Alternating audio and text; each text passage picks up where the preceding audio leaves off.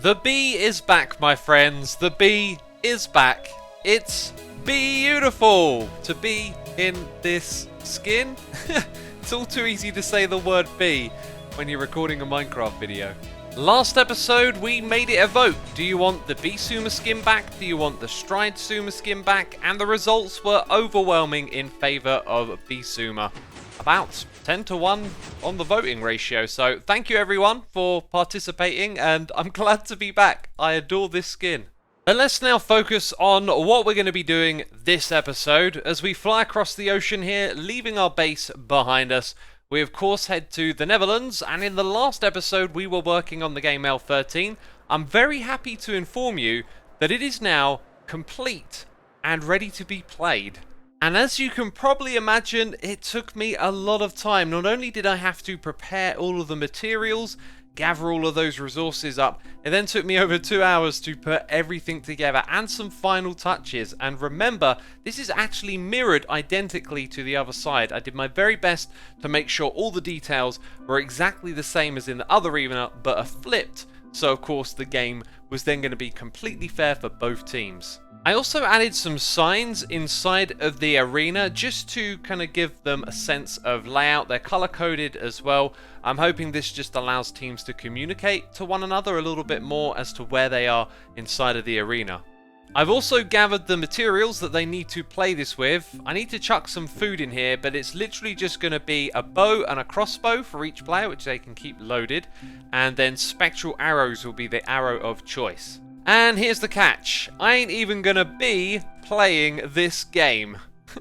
You see, I would have a big advantage, and there's also a lot of explaining to do. As you can see, I haven't really built up the entrance areas with any instructions, so I'm going to be the host explaining the game and hopefully getting two teams of 3 hermits to play against one another.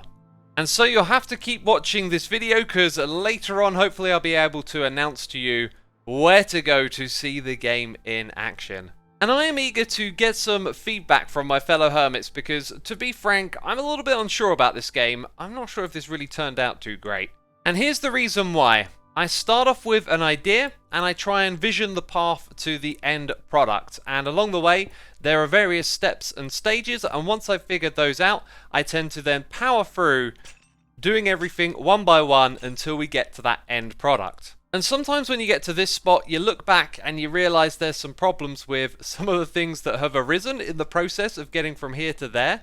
But for me, this is important because it can be quite easy to get stuck in this middle area and spend hours and hours toying over small details and not really knowing where to go. And I guess what I'm trying to say is, through my journey from start to end on this project, I realized that there's quite a few things I could have done a lot better, which is why I'm kind of keen to see how this one plays out and then maybe crack on with a season 2 of this game. And I say maybe, but I am actually going to start working on this pretty much straight away.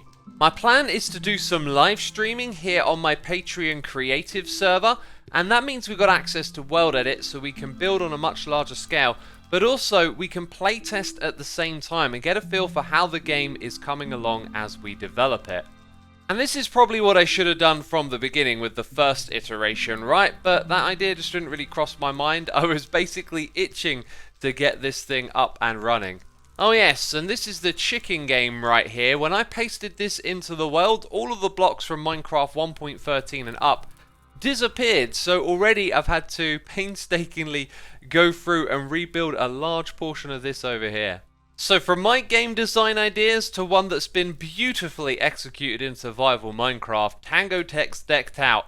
I mean, it is the pinnacle of fantastic game design for survival Minecraft. If you can hear the noises of the game, Etho's actually in the dungeon right now playing. You can see the doors are open. And we got something to address because, once again, I have been a total derp. You can actually see it right here. When you exit the dungeon, you actually get a choice of cards. There are 3 on display inside of these droppers, and you get to pick one of them out and put them into your deck. And despite watching Tango's explainer video like 4 or 5 times, literally, because I knew I'd make a mistake, yeah, I managed to overlook this. But Tango was actually kind enough to deliver me with 2 books for the 2 runs that I went on. We now have Loot Finder 1 and Stealth, which we will put into our deck for our next runs after Etho is done. As you can see, I've got a key, but I've also got 2 compasses here. The thing is, Tango has made some changes. Now you get a compass when you enter the dungeon itself, so I'm not sure quite how that's going to work, but essentially when I put my key in, I'm going to get a compass to play the game, and the 2 I've got over there are currently invalid. So I thought we were going to be doing a run with 2 compasses, but I guess we'll be doing it with just 1, and we should find that right here in the middle. Excellent. I've also got a shulker box because we actually have a deck with our 2 cards in. So let's send that on in through. And we actually want to be quick here because Etho died inside of this thing, and he said he died right at the door. And the doors are now available for us again. So we're going to go in. By the way, I have no idea if this worked or not. Let's go in. And I don't see his items, so I think Etho lost all his items in his run, unfortunately. By the way, there is also 1 more Ravager inside of the dungeon, so this should be harder than it has been previously. Anyway, we shall explore and follow the direction of the needle, and it's taken us to... Yeah, no, we've been here before. Run! Run away!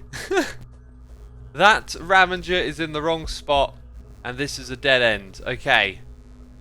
Whew, need to keep my wits about me for sure. This is that same room, so I need to run across there and potentially...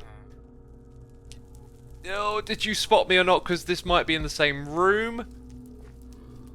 Oh. Okay, where is it telling me to go? This is terrifying.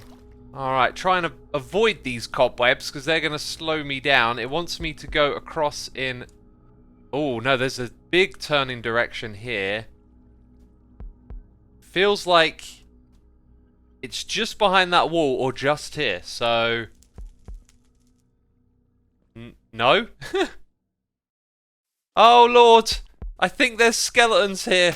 This is the bit with the skeleton spawner. Move! Move your butt! Oh, it's probably just up here as well, isn't it?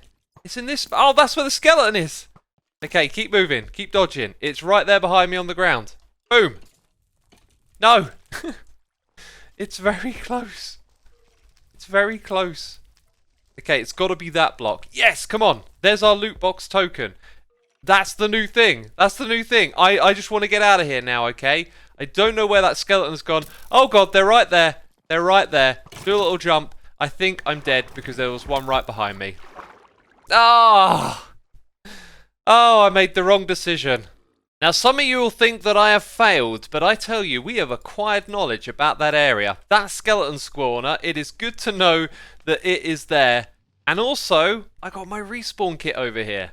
All I really need, though, is my wings and a rocket, because we just got to fly over to Decked Out. The doors are still open. I can get my deck back, and now I remember that I missed a step, right? There are beds here for a reason. It's so I can set my spawn. Well, fortunes have not shined upon me today, but I do have that additional compass, so I'll talk to Tango Tech, and maybe, just maybe, we get an extra run later on in this episode. And speaking on things we need to do later on, we're going to be placing some bids. You see, Cubfan the Enforcer has gone around looking for rogue shulker boxes and chests that have been left behind in the commercial area, and actually put these things up for auction. So you can see that all of these things are available for purchase to the highest bidder. And the other hermits have been putting bids on these. And Cubfan also made it clear to all of us that if you didn't want to participate in this, if you just wanted your items back, you could come over here and take them. Well, some of mine actually got confiscated right behind me. Now, I don't want these back, but one of the things I found very amusing is that one of the highest bids in all of the bids for all of the boxes is on mine right here, and I don't know why, because it's dirt, grass, mycelium, mushrooms, seeds. There's hardly anything of value here, yet Impulse has put an extraordinary bid on this thing. And if we have a look at some of these Lecterns, it's probably no surprise to see that another hermit comes along and just outbids the person before them. And my thinking was, the most valuable thing here is probably just the shulker boxes, right? But that appears to be exactly what the other hermits are thinking as well. It tends to be the ones with lots of shulker boxes that end up with the most bids and the most amount of diamonds for those bids as well. And turns out I'm probably not actually going to put any bets in this video because it's going to come out like on the 28th, and September the 30th, that's when the bidding ends. So I'm going to come over here on the 30th itself and throw in some last minute bids. And hopefully with that, we'll get our hands on a whole bunch of shulker boxes and probably mostly just some junk. But now let's turn our attention to the road transformation project. We took up the pink road and I decided to split half of it into an entire moon biome that's based around our shops. And this is actually very close to being finished. As we fly around here, you'll see that the landscapes have been transformed and it looks remarkable. I've even included this little feature here with a river running down this mountain to divide up the two sides of the pink road area, and I put in tons of detail to all the rock formations as well. There's lots of dead corals, slabs, stairs, all sorts of blocks, even buttons, and the whole thing has come together extremely well. Wherever you look at this thing from now, it looks pretty darn fantastic. And today, my friends, we're going to be putting on the final touches, finishing up this project, and I may just have an ace or two up my sleeve. But first of all, let's talk about the most requested idea for this area: jump boost beacons to simulate the low gravity of being on the moon. And this, my friends, is not as straightforward as it seems, because below the surface in this area, we have the wonderful decked out mega game. As you can see, it takes up a large amount of space, and one of the things we don't want to do is disrupt the game by having our beacons interfere with the space it operates in. So the first beacon was pretty easy to set up. From the corner over here, I just went in a diagonal direction by 50 blocks, and somewhere around here we should see a hole. There is a hole, and below it a beacon base. So a beacon beam is going to shine up into the sky on this spot. Now for the beacon beams that are going to come closer to the barge and make sure that the boost effect runs all the way across this path, it needs to be higher up so it doesn't give that effect to the players inside of the decked out dungeon, which is why we have a beacon kind of awkwardly hidden up here on the ceiling of this blue portion of our building. And the third and final one also needs to be elevated. On this one I've actually already put a beacon beam in, and so this too will not hit the decked out dungeon below. As you can see, that I was kind of experimenting with an idea of turning this into some sort of storage silo. And bone blocks is a far better choice for disguising this beacon base. Also, this wasn't planned, but the distribution of the free beams feels like really kind of evenly distributed there. Yeah, that's a nice little touch. And I put in a couple of crude markers for how far these beacons extend to. As you can see, that one means it'll cover all the way down the side of the moon biome here. And then this beam extends to this spot where there's a god-awful amount of mycelium, and it extends down there. So pretty much everywhere inside of this place, you now got the jump boost going on. Simulating being on the moon. I love it. But I'll tell you what I don't love. This mycelium stuff. Like, what is going on here? Scar has spent an extraordinary amount of time getting rid of this ugly stuff, and just somehow it's making its way back. And I'll tell you something, just the other day I discovered the absolute motherload of mycelium. When I've been working on this area, I keep finding little patches of it underground and removing this stuff, but this is rotten. Absolutely rotten. We need to get rid of every little bit of it here. Oh my goodness me, this is way too much mycelium to be having.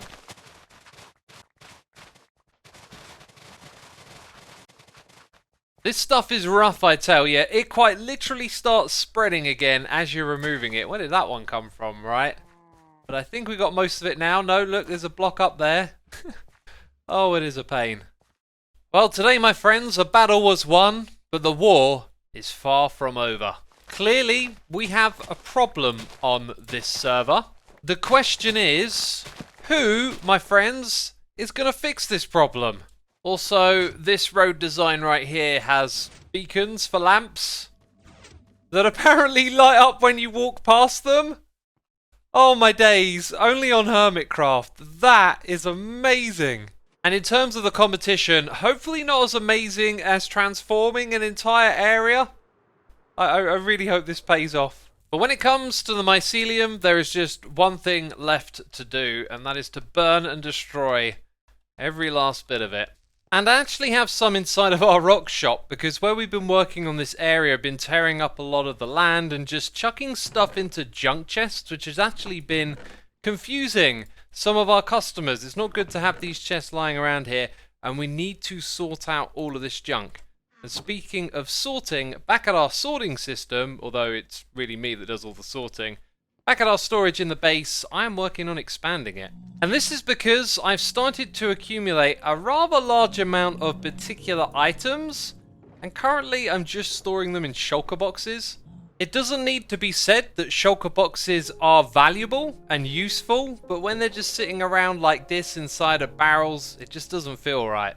So I have moved some of the barrels that used to be in this corner here, and I picked this one because it's opposite to our two entrances, so it kind of gives us a symmetrical feel, and I've moved some of those items basically around to this spot and over to this spot here, so we can rip out all of the barrels and make it an entranceway, which I'm still figuring out the aesthetics of, to a mass of chests. And it's places like here that we can store tons and tons of gravel and other blocks as well.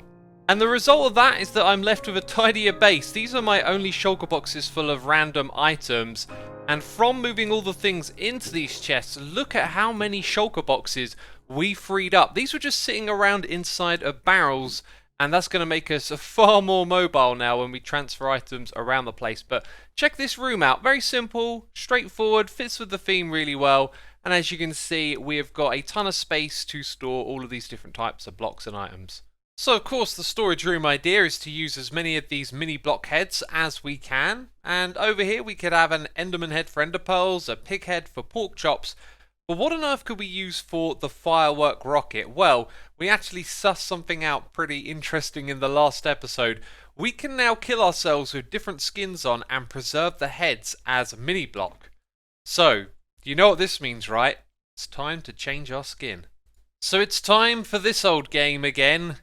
The old shooting myself. It's going to take a couple of hits, and then we're going to get ourselves a firework rocket head.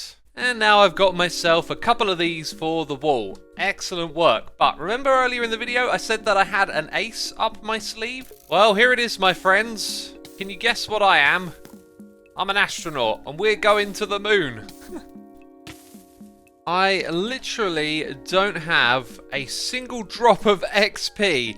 I want to rename this astronaut that we got standing over here to welcome everyone into the area. Look at this. We're going to use these helmets to put a bunch of astronauts around the area doing various things. Oh man, it's going to be so cool. And we're going to put a few of these astronauts around, and this one I've done with iron armor. And I tell you what, it doesn't have the same charm. It just looks too metallic. The other one right here really does look like a proper astronaut suit. Yeah, 10 times better, and we're going to put a bunch of these around the place, and with that tell a bunch of little stories. It's going to be fantastic. You know I had to do it, right? I've faked the moon landing. It really happened here on Hermitcraft, I tell ya. And we got a moon buggy that's run by a chain drive. There's a grindstone down here. I don't know, it all just sort of came together in my mind. Yeah, cool little thing. And around the back, honestly, I thought this was going to be absolutely amazing. But it's kind of wimpy. We've got the American flag here, and the scale and the size of it is just not right. You can see I've got 2 sticks and then a banner over here. I thought it was going to look wonderful, but these are some invisible armor stands, and it just doesn't scale up right. But at the same time, oh, it is kind of hilarious. So I've gotten myself some XP, and I've renamed astronaut, pointing you in the direction of the cheap concrete, even though it literally says discount concrete right here. So we have an astronaut up here performing a little moon jump off the cliff. This one appears to be mining up some moon rocks up there. And at the very top of the building, we've got an astronaut here pointing up at the sky. Speaking of the sky, the Hermitcraft has been invaded by flying saucers. What's going on here? There's flying saucers all over the place. And, oh wow, look at that. Look at that. Some beautiful trophies over here. Ah, these are the prizes for building the roads, right? And I mean, come on, we did an entire biome over here. And as you might have spotted, we've got an astronaut here hitching a free ride on the truck. We got one driving it as well. This fella is looking out over the entrance to our gilded Blackstone shop. And in the block exchange, we even have one giving the salute right here. And I think that's all of them, but it's easy for me to lose track as I've just been putting them everywhere. Including, you know, this guy. Is he having a nap? Is he half buried?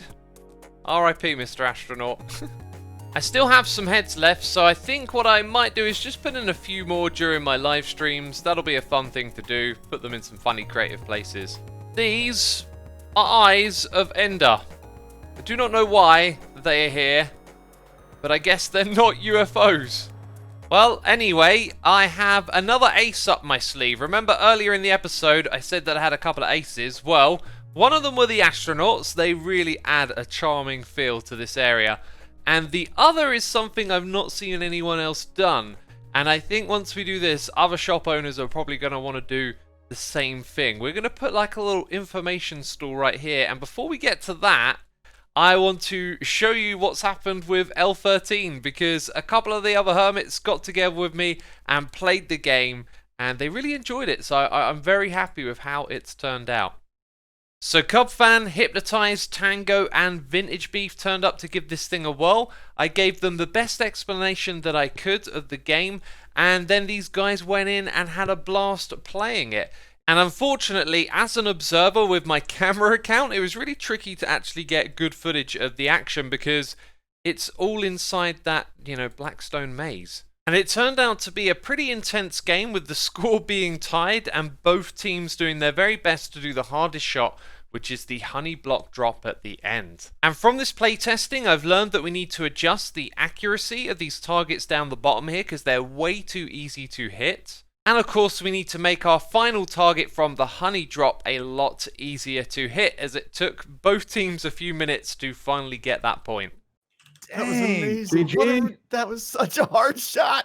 That was tough, that final shot. Drop. The honey drop was nuts. I hit the target once or twice, but it wasn't close enough.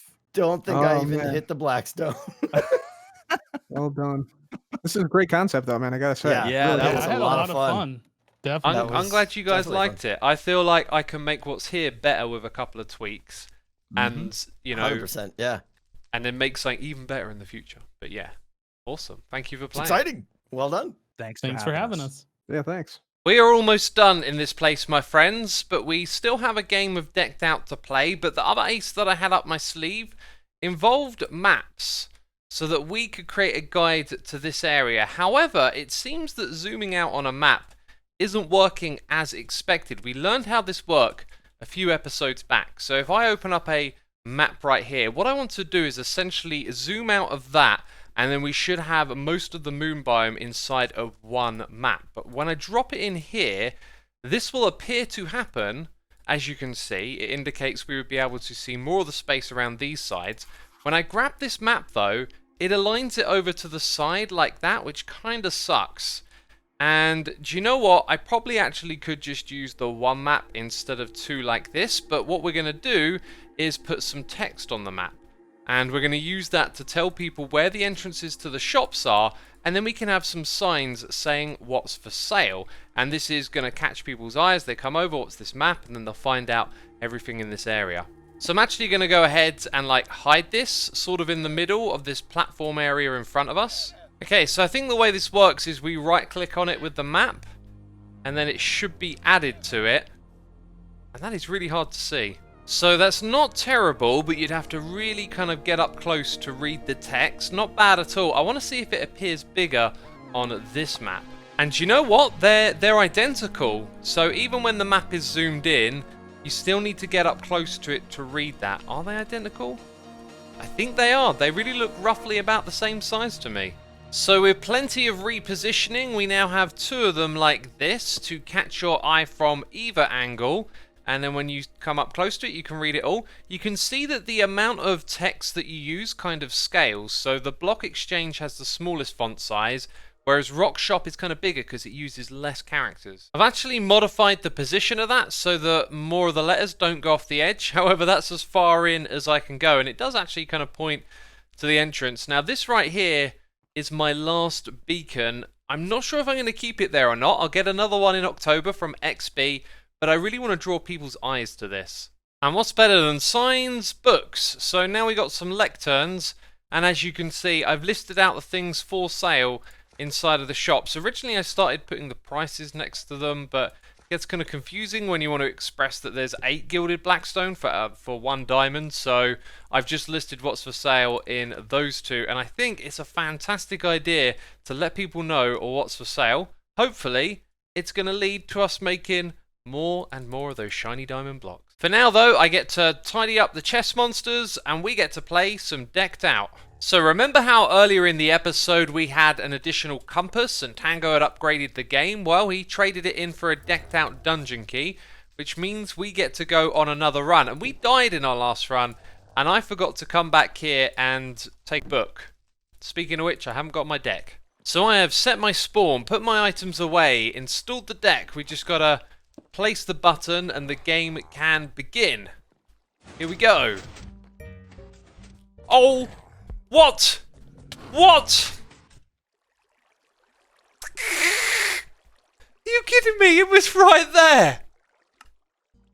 Oh, dude. There needs to be a way for that beast not to get right at the entrance, I guess. Wait. When I die, I'm supposed to get a book, but I haven't got one. Oh, my worst decked out run ever. That was so anticlimactic. I can barely believe it. Oh no, wait a minute. I had a feeling, I heard some redstone going on. We did get a book out of it. Resistance? I will take that. Okay, so maybe the next run will be a little bit better. And so, my friends, I shall wait patiently here on the throne. The throne of dibs. Can we actually see the sign up there? The AFK throne, thy sitter have dibs to the next compass ticker. And so it's been a jam-packed episode. I really do hope you enjoy it. It's going to be a week until the next one, and then after that sometime we'll start getting back into the regular swing of things. As you know, I'm kind of on a half break for September. I've been doing some other things as well as playing Minecraft, my friends. Anyway, that is it. Thank you for watching, and I'll see you in the next one. Bye-bye.